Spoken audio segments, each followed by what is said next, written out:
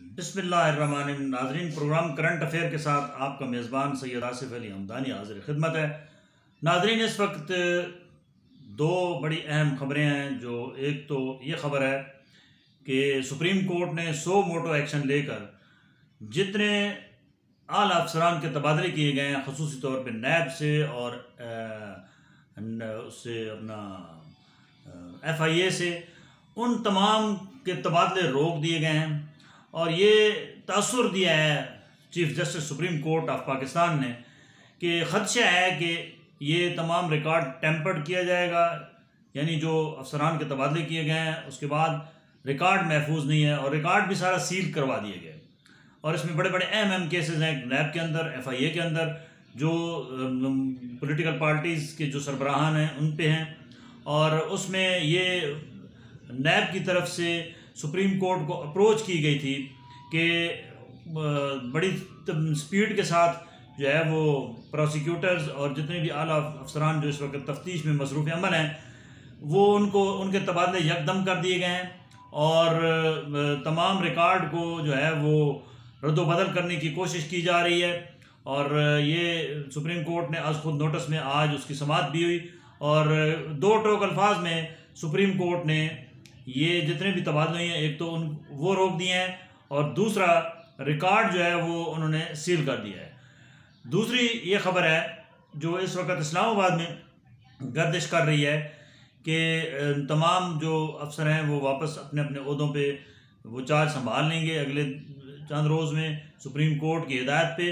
और जो बनीगाला के अंदर है वो मूवमेंट वो काफ़ी उसमें तेज़ी से इजाफा हो रहा है, क्योंकि कल 20 जनवरी है। तो आज कुछ जो बनीगाला के लेफ़्ट राइट जो इमरान खान साहब का घर है उसके बाहर 300-400 लोगों को पहुंचा दिया गया है। वहाँ टेंट लगा दिए गए हैं, खाने पीने का उनका अरेंजमेंट कर दिया गया है। और ये एक तवक्को की जा रही है कि तकरीबन 3 से 4 हज़ार लोगों को जो है वो अगले 24 घंटों के अंदर अंदर बनीगाला के लेफ़्ट राइट में पहुंचा दिया जाएगा, क्योंकि कल मुल्तान जलसे में फ़ाइनल कॉल दी जा रही है।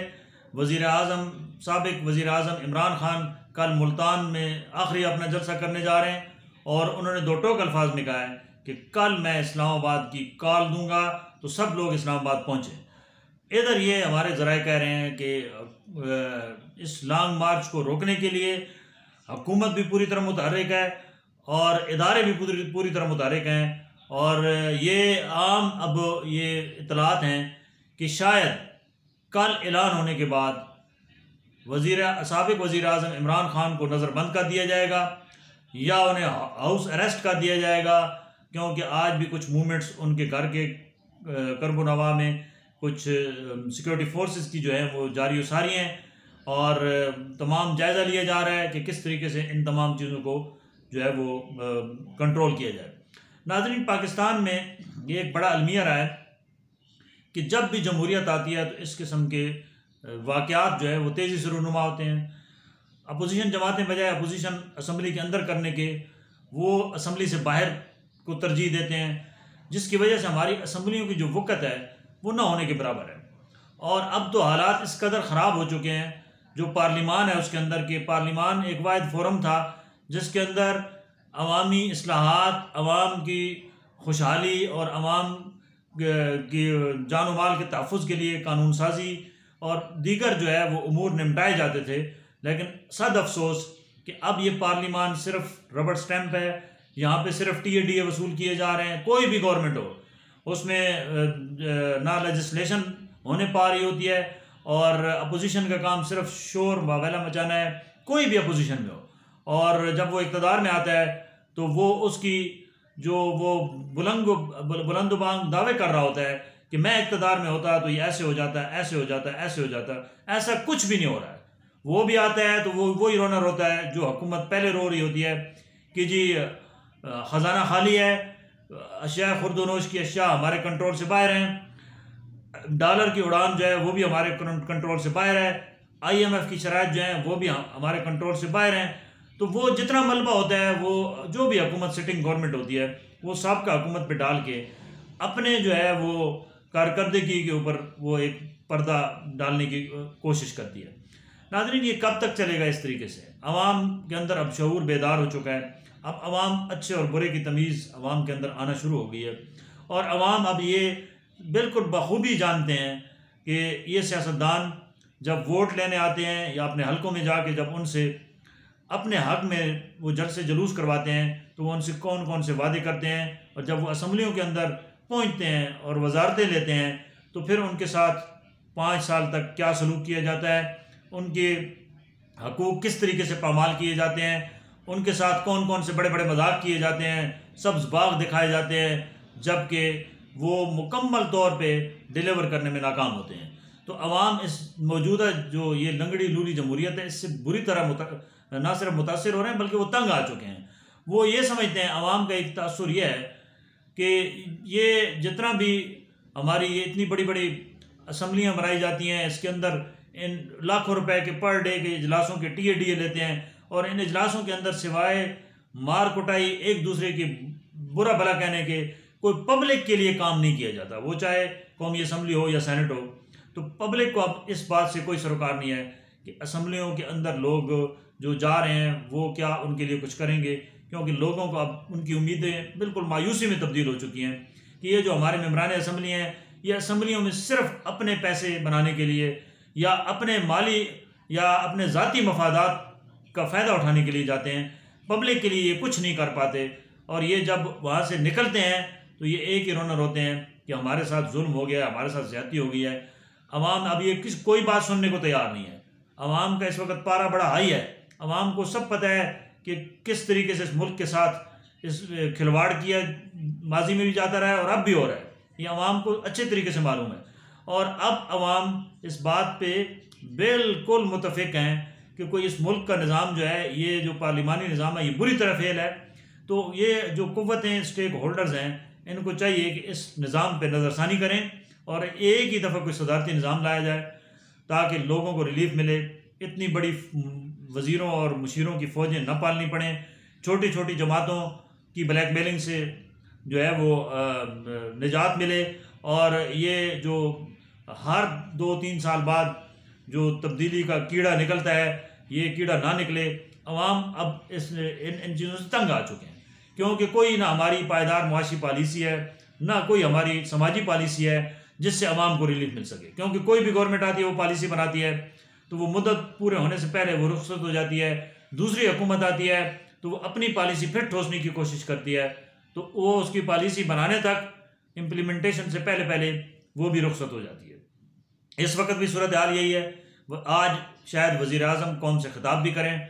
डॉलर इस मुल्क के सत्यानाश कर चुका है क्योंकि हमारे तमाम जितने भी कर्जे हैं वो डॉलरों में हैं, तो हमारी मैशत के ऊपर बहुत बड़ा बोझ अरबों रुपए का डेली बेस पे पड़ रहा है और आज डॉलर 200 को क्रॉस कर गया है। ये पाकिस्तान की हिस्ट्री में पहली दफ़ा हुआ है। इसी तरीके से अशिया खुर्दनोश की कीमतें जो हैं वो भी उड़ान में हैं, पूरी उड़ान में हैं, और उनको कंट्रोल करना ये किसी भी हुकूमत का मुझे तो लग नहीं रहा है कि किसी के बस में हो। क्यों कि ये जितनी हुकूमतें हैं ये डंग टपाओ वक्त टपाओ वाला मामला चला रहे हैं। इनके पास कोई लॉन्ग टर्म पॉलिसी नहीं है, इनके पास कोई आवाम के लिए प्लान नहीं है, चाहे कोई भी गवर्नमेंट हो। वो सिर्फ और सिर्फ दिखावे और झूठे वादे और जो है वो लोगों को जो है वो झूठी तसल्लियाँ देते हैं। अमली तौर पे जो डिलीवर करना है वो इनके बस का काम नहीं है। IMF से इतने बड़े भारी कर्जे तो ले लेते हैं, लेकिन कभी IMF ने इनसे नहीं पूछा है कि ये जो तुमने इतने बड़े वज़रा की टीम रखी है इसमें भी कमी करो, ये जो तुमने मेम्बरान असम्बली की तनख्वाहें इनके TADA जो डबल ट्रिपल करते हो इसको भी कम कर दो। कभी IMF ने ये शर्त नहीं रखी है कि यार ये जो तुम लग्जरी किस्म की गाड़ियाँ इस्तेमाल करते हो, लग्जरी किस्म के घर इस्तेमाल करते हो, ऐशो इशरत करते हो, ये अपना कम करो तो हम आपको कर्ज देंगे। ये कौन सा IMF है जो सिर्फ ये कहता है कि एक गरीब का गैस से चूल्हा जलता है, गैस की कीमतें बढ़ा दो, पेट्रोल गरीब की रोज़ाना ज़रूरत है, वो मोटरसाइकिल या छोटी गाड़ी इस्तेमाल करता है उसमें इजाफा कर दो, बिजली एक आम गरीब के इस्तेमाल में आती है उसमें इजाफा कर दो, खाने पीने की चीज़ों में इजाफा कर दो, तो हम आपको कर्ज की किस्त देंगे। ये ज़रा सोचने की बात है।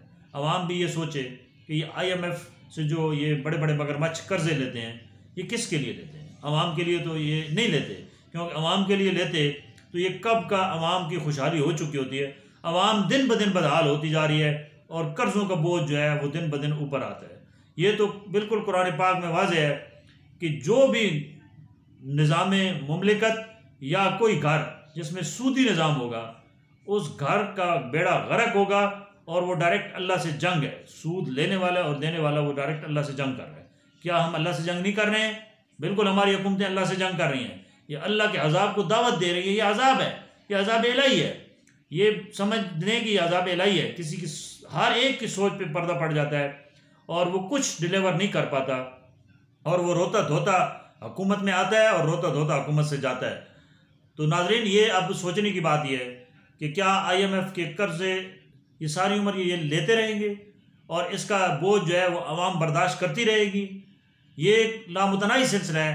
लिहाजा हुकूमत को चाहिए कि सूद से पाक वो सिस्टम बनाए, तब जाके ये इस मुल्क के अंदर भी खैर बरकत आ सकती है और इनके ख़जानों के अंदर भी आ सकती है।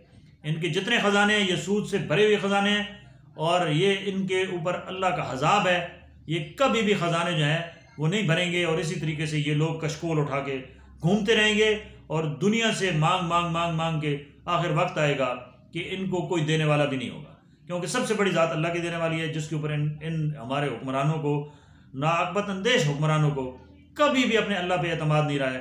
इन्होंने हमेशा सहारे ढूंढे हैं, कभी किसका और फिर उनके एजेंडों पे काम किया है। अब और अवाम के जो हकूक़ हैं वो बेचे हैं और उसके पैसे से ये अयाशी करते रहे। नाज़रीन, ये बड़ा सवालिया निशान है हमारी हुकूमत के लिए, इबरत का निशान है कि ये बजाय IMF से बड़े बड़े कर्ज़े लेने के, ये अपने जो है वो वज़रा की फ़ौज मौज, मुशीरों की फ़ौज मौज को कम करें, अपने अखराजात को निसफ़ करें और ये वज़ीरों को एक्स्ट्रा अखराजात देने के बजाय, ये लग्जरी गाड़ियाँ देने के बजाय इनको को सादगी अपनाओ, क्योंकि ये मुल्क तुम्हारी अयाशी का मुतहम्मिल नहीं हो सकता है। आवाम के टैक्स के पैसे भी तुम चोरी करके खा जाते हो, बाहर से कर्जे भी खा जाते हो, तो ये तुम लोगों का कितना बड़ा पेट है जो कभी भी नहीं भर रहा है, क्योंकि ये सूद का पैसा है। इससे कभी भी ना खैर बरकत आएगी और नहीं पेट भरेगा। बहुत शुक्रिया। अल्लाह पाक सबका हामी नासिर।